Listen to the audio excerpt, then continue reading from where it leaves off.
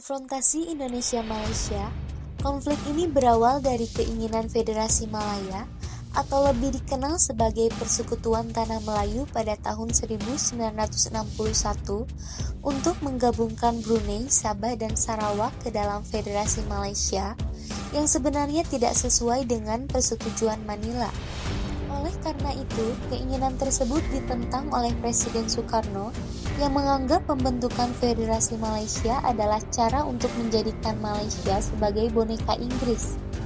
Dan menurut Presiden Soekarno, hal itu merupakan kolonialisme dan imperialisme dalam bentuk baru dan memungkinkan untuk memberikan dukungan terhadap berbagai gangguan keamanan dalam negeri dan pemberontakan di Indonesia.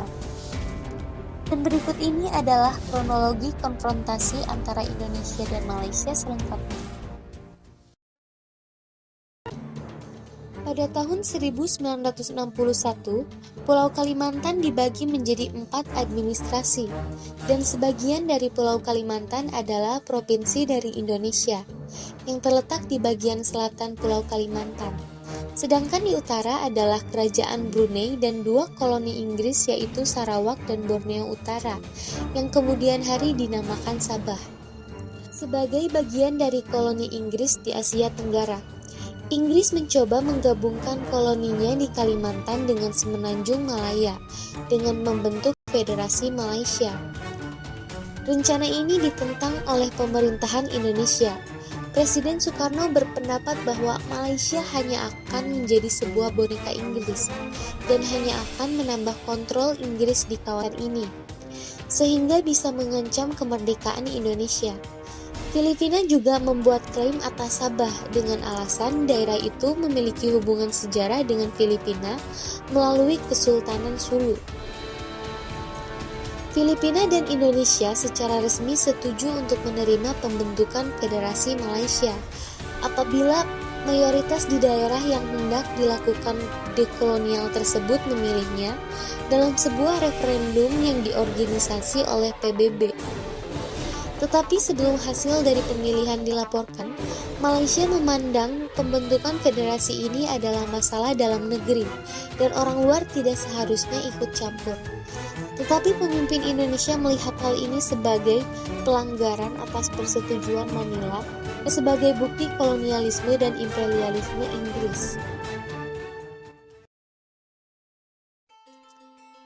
Pada tanggal 20 Januari 1963, Menteri Luar Negeri Indonesia Subandrio mengumumkan bahwa Indonesia mengambil sikap bermusuhan terhadap Malaysia.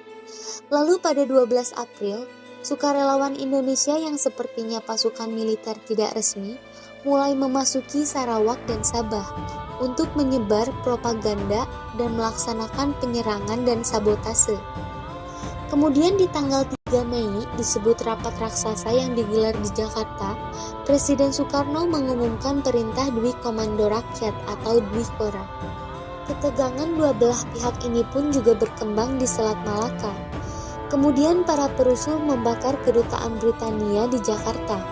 Beberapa ratus perusuh merebut kedutaan Singapura di Jakarta dan juga rumah diplomat Singapura. Sedangkan di Malaysia, agen Indonesia ditangkap dan massa menyerang kedutaan Indonesia di Kuala Lumpur. Di sepanjang perbatasan di Kalimantan, terjadi peperangan perbatasan. Lalu Indonesia dan pasukan tidak resminya mencoba menduduki Sarawak dan Sabah. Sebagian besar pihak yang terlibat konflik senjata dengan Indonesia adalah Inggris dan Australia, terutama pasukan khusus mereka yaitu Special Air Service atau SAS.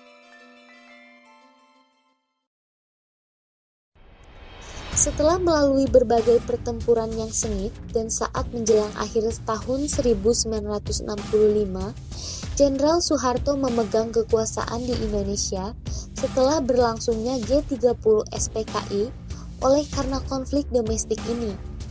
Keinginan Indonesia untuk meneruskan perang dengan Malaysia menjadi berkurang dan peperangan pun mereda. Lalu pada tanggal 28 Mei 1966, di sebuah konferensi Bangkok, meski diwarnai dengan keberatan Soekarno yang tidak lagi memegang kendali pemerintahan secara efektif, Kerajaan Malaysia dan pemerintah Indonesia mengumumkan penyelesaian konflik dan normalisasi hubungan antara kedua negara. Peperangan pun berakhir di bulan Juni, dan perjanjian perdamaian ditandatangani pada 11 Agustus dan diresmikan 2 hari kemudian. Ini adalah kisah masa lalu yang perlu kita tahu sebagai bahan pembelajaran. Tapi bagaimanapun juga, Indonesia dan Malaysia adalah serumpun dan mempunyai hubungan sejarah di masa lampau. Kita harus hidup seperti seharusnya tetangga yang saling hidup berdampingan dalam kedamaian dan keharmonisan.